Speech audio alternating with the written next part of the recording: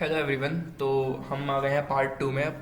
तो part one में हमने बिजनेस ऑर्गेनाइजेशन के मतलब एक इंट्रो वीडियो थी वो, और उसमें हमने कैरेक्टरिस्टिक्स कवर किए थे और हमने उसमें क्या पढ़ा था, स्टेप्स जो ऑर्गेनाइजिंग में आते हैं। ठीक है, बिजनेस को ऑर्गेनाइज करने में जो स्टेप्स आते हैं हमने वो पढ़े थे और कैरेक्टरिस्टिक्स पढ़े थे। अब हम पार्ट टू में आ गए हैं, तो अब इसमें हम पढ़ेंगे importance of business organisation.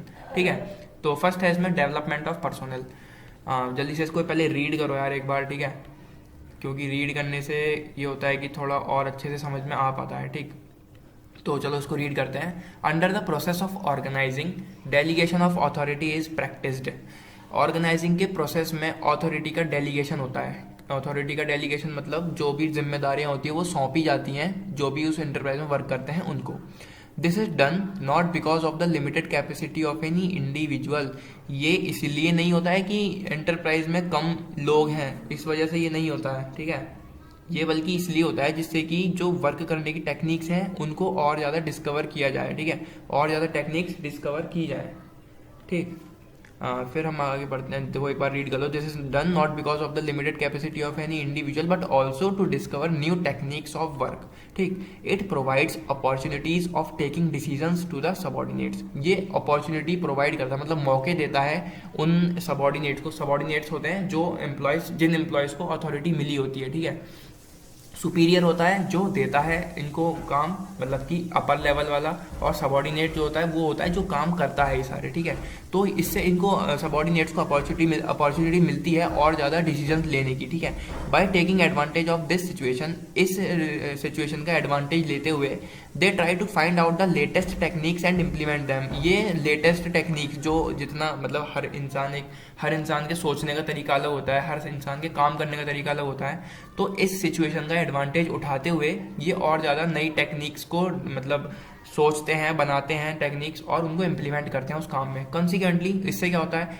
It helps them to grow and develop. ठीक है, इससे क्या होता है, जब वो वर्क करने लगते हैं, एक्सपीरियंस हो जाते हैं, नई नई टेक्निक्स डिस्कवर करते हैं, तो वो उनके डेवलपमेंट में और ग्रोथ में हेल्प होती है। ठीक है, तो पहला पॉइंट हमारा यही था, डेवलपमेंट ऑफ पर्सनल। इस तरह से उस पर्सनल का डेवलपमेंट होता है। पर्सनल का मतलब दोबारा बता देता हूँ, जो भी लोग उस एंटरप्राइज में या किसी बिजनेस फर्म में काम करते हैं उन लोगों को हम बोलते हैं पर्सनल।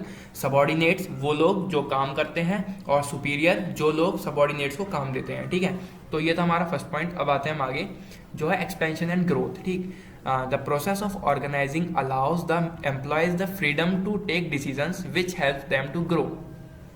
किसी फर्म का एक्सपेंशन या फिर ग्रोथ कैसे हो सकती है, ऑर्गेनाइजिंग के प्रोसेस जो है वो अलाउ करता है एम्प्लॉयज़ को, मतलब एम्प्लॉयज़ को ये आज़ादी देता है कि वो और ज़्यादा मतलब खुद से डिसीजन ले सकें, जिससे कि हेल्प हो सके ऑर्गेनाइजेशन की। अब उनके डिसीजन लेने से ऑर्गेनाइजेशन की हेल्प कैसे हो सकती है, ज़रा सोचो। हर मतलब एक एंटरप्राइज में अगर 100 लोग हैं, 100 लोगों के काम करने का तरीका अलग, उनकी सोच अलग, उनके तरीके अलग, तो उससे क्या होगा, हर तरीका मतलब जब उस तरीके से काम होगा तो और ज़्यादा नए नए आइडियाज़ के साथ उसमें वो टेक्निक्स यूज़ करेंगे और उससे ग्रोथ होगी ऑर्गेनाइजेशन की। ठीक है, they are always ready to face new challenges. वो हमेशा तैयार रहेंगे नए चैलेंजेस को फेस करने के लिए। This situation can help in the development of the enterprise. ठीक है, इस सिचुएशन से डेवलपमेंट होगा एंटरप्राइज का। This helps in increasing the earning capacity of the enterprise which in turn helps its development. तो इससे ज़्यादा अर्निंग होगी, अर्निंग ज़्यादा होगी तो कैपेसिटी बढ़ेगी एंटरप्राइज की, जिससे कि अपने आप डेवलपमेंट होगा उस एंटरप्राइज का। ठीक, आगे देखते हैं। नेक्स्ट है ऑप्टिमम यूटिलाइजेशन ऑफ रिसोर्सेज। ठीक है, under the process of organising the entire work is divided into various small activities. Organising का प्रोसेस चल रहा है सब में, ऑर्गेनाइजिंग की बात कर रहे हैं, तो इस प्रोसेस के अंदर और क्या चीज़ आती है, ये जो जितना भी वर्क होता है पूरी एंटरप्राइज का वो डिवाइड हो जाता है वेरियस स्मॉल एक्टिविटीज़ में, मतलब छोटे छोटे हिस्सों में वो बढ़ जाता है। There is a different employee performing every different job. हर एक एम्प्लॉय काम कर रहा है, हर डिफरेंट मतलब अलग अलग तरह की जॉब। ठीक है, बाय डूइंग सो, ऐसा करने के बाद there is no possibility of any activity being left out और any possibility of unnecessary duplicating any job. इससे ये पॉसिबिलिटी होती है कि मतलब इससे ऐसी कोई भी पॉसिबिलिटी नहीं होती कि कोई भी काम छूट जाए, या फिर ऐसी पॉसिबिलिटी भी नहीं होती कि कोई अननेसेसरी डुप्लीकेशन ऑफ वर्क हो। कोई भी डुप्लीकेशन वर्क नहीं होता इससे, जब वो काम बढ़ जाता है हिस्सों में। Consequently there is optimum utilisation of all the available resources. Optimum utilisation होता है मतलब पूरी तरह से उस रिसोर्स का यूज़ होता है। ठीक है, कौन कौन से रिसोर्सेज होते हैं, वो मटेरियल हो गया, मशीन हो गई, फाइनेंशियल कुछ भी काम हो गया, ह्यूमन रिसोर्स हो गया, एटसेट्रा, ठीक है, इन द ऑर्गेनाइजेशन। तो ये था ऑप्टिमम यूटिलाइजेशन ऑफ रिसोर्सेज। अब जब रिसोर्सेज का ऑप्टिमम यूटिलाइजेशन होगा मतलब ज़्यादा से ज़्यादा उस रिसोर्स का यूज़ होगा पूरी तरह से, तो अपने आप डेवलपमेंट हो गई, ठीक। तो ये था इंपॉर्टेंस ऑर्गेनाइजिंग का एक। अब नेक्स्ट हम पढ़ते हैं क्लैरिटी इन वर्किंग रिलेशनशिप, ठीक। Organising clarifies the working relations among employees. Organising जो है क्लैरिफाई करता है वर्किंग रिलेशंस। वर्किंग रिलेशन मतलब जब बहुत सारे लोग ऑर्गेनाइजिंग में काम करते हैं तो उन लोगों के बीच का रिलेशन, उन सब लोगों का फर्म के साथ रिलेशन कैसा है, ये सब होता है इसमें। क्लैरिटी इन वर्किंग रिलेशनशिप मतलब क्लैरिटी आती है उनके रिलेशनशिप्स में, ठीक है। इट स्पेसिफिक, वो वाला रिलेशनशिप नहीं यार, गर्लफ्रेंड बॉयफ्रेंड वाला मत समझना, ठीक है। इसको दूसरा रिलेशनशिप है, मतलब उनके काम, उन लोगों का लोगों के साथ कैसा रिलेशन है और उन लोगों का उनके काम से कैसा रिलेशन है, ये उस बारे में है। It specifies who is to report to whom. ये स्पेसिफाई करता है, मतलब ये क्लियर करता है कि किसको रिपोर्ट करना, मतलब किस पर्सन के पास जाके रिपोर्ट करना है। Therefore communication becomes effective, इससे कम्युनिकेशन भी इफेक्टिव होता है। It also helps in fixing accountability, और इससे अकाउंटेबिलिटी भी फिक्स होती है। तो ये था clarity in working relationship. Next आता हमारा initiative. A sound organisation induces independent creative thinking and initiative by providing well defined areas of work and developing new and improved ways of doing things. पहले तो समझो कि sound organisation क्या होती है, मतलब पूरी ऑर्गेनाइजेशन जो सारे प्रोसेस करती है उसको हम बोलेंगे साउंड ऑर्गेनाइजेशन, ठीक है। मतलब sum total of organisation is known as sound organisation. Induces independent, मतलब ये उनको प्रेरित करती है कहें तो, या फिर मोटिवेट करती है इंडिपेंडेंटली क्रिएटिव थिंकिंग, मतलब आराम से तुम जितने भी तुम सोच सकते हो अपने काम को लेकर, नए नए वेज उनको सोचो। And initiative by providing well defined areas of work, बहुत अच्छी जगह या फिर बहुत अच्छी कहें तो फैसिलिटीज देती है काम करने की। And developing new and improved ways of doing things, नए और इम्प्रूव्ड तरीके से अपने काम को कर सकते हो, ये सब इनिशिएट करता है साउंड ऑर्गेनाइजेशन, ठीक है। जिससे कि डेवलपमेंट होता है हर चीज़ का, पर्सनल हो या फिर एंटरप्राइज हो, और जब वो सारा काम अच्छे से करेंगे तो प्रोडक्ट अच्छे से बन पाएगा, जो भी प्रोडक्ट है या फिर जो भी काम हो रहा है, वो सर्विसेज प्रोवाइड कर रहे हैं तो सर्विसेज अच्छे से प्रोवाइड कर पाएंगे। तो सम टोटल करके बिजनेस एंटरप्राइज का यहाँ पे डेवलपमेंट हो रहा है, ग्रोथ हो रही है, सारे पर्सनल जो उसमें वर्क कर रहे हैं उनका काम सब कुछ सही चल रहा है, और हमें भी सर्विसेज और जो भी हम फैसिलिटीज मिल रही हैं हमें वो भी सब सही से मिल पाती हैं इस वजह से। तो ये हमने पढ़ी अभी इंपॉर्टेंस ऑफ बिजनेस ऑर्गेनाइजेशन, ठीक है। वीडियो पॉज करके यार इनको मतलब वीडियो को रोक के एक बार इनको पढ़ सकते हो आराम से, ठीक है। हाँ, तो इसमें हम आगे बढ़ते हैं। अब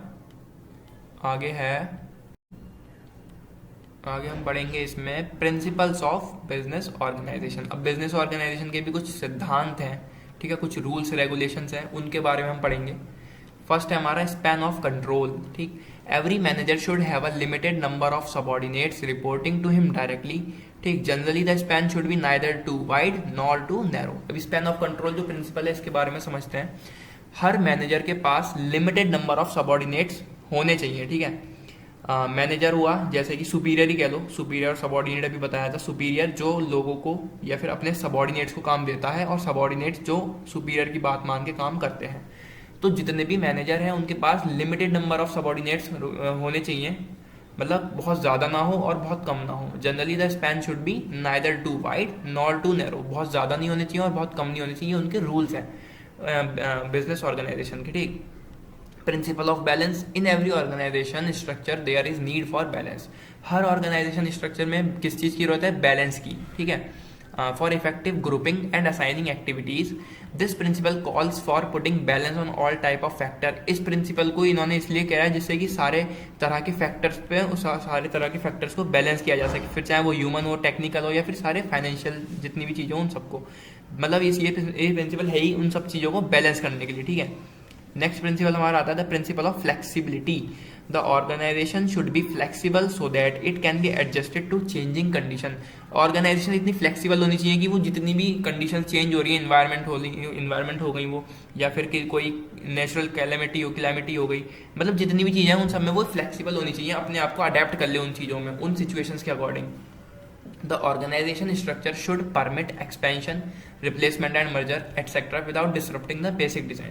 मतलब कुछ चीज़ वो इस अपने आप को इस तरह से अडेप्ट कर ले कि कुछ नुकसान भी ना हो कुछ चीज़ उन्हें छोड़नी ना पड़े, कुछ चीज़ उन्हें बदलाव ना करना पड़े, बस वो उन अपने आप को उस चीज़ में अडेप्ट कर ले सिचुएशंस के अकॉर्डिंग। ठीक, नेक्स्ट है हमारा फंक्शनल डेफिनेशन।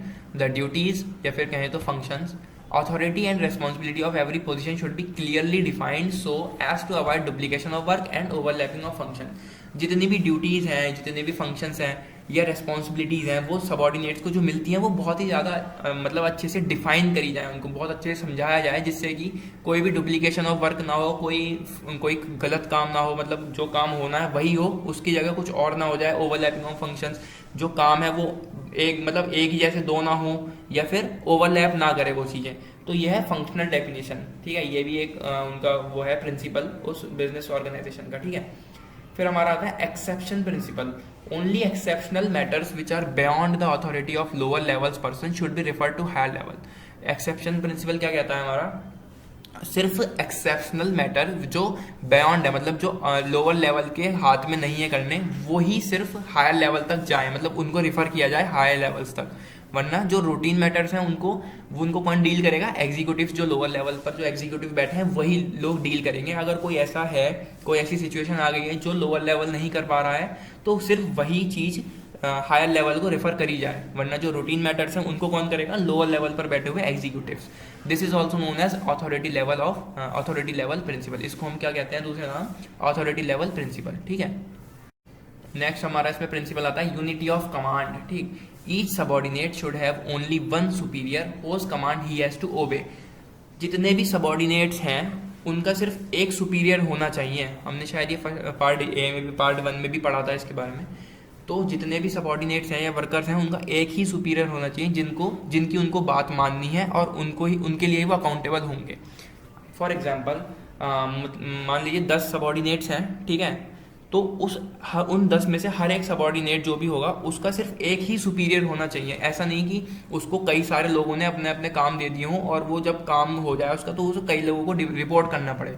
ठीक, तो this is necessary to ensure discipline and to fix responsibility for results. ठीक है, तो ये ज़रूरी है, डिसिप्लिन बना जाता है इससे और रेस्पॉन्सिबिलिटीज़ भी उनको मतलब मिलती हैं और वो सही से निभा पाते हैं उसको। समझ आया, ये सबॉर्डिनेट जो भी हैं उनको एक ही सुपीरियर होना चाहिए, वरना बहुत सारा उनके पास बर्डन हो जाएगा। अगर एक ही इंसान को, ऐसा मानो एक तुम हो, ठीक है, तुम एक बिजनेस फॉर्म में हो और तुम्हें काम दे रहे हैं बहुत सारे लोग, 3-4 लोग तुमको काम दे रहे हैं, ठीक है, तो तुम्हारे पास काम का बर्डन ऑलरेडी बहुत सारा हो जाएगा क्योंकि तुम्हें बहुत सारे लोगों से काम मिला है। और मान लो अगर तुमसे थोड़ी बहुत गलती हो भी गई तो तुम बहुत सारे लोगों को तुम्हें जवाब देना पड़ेगा कि मेरे से गलती क्यों हुई, क्या हुई, कैसे हुई, सब कुछ।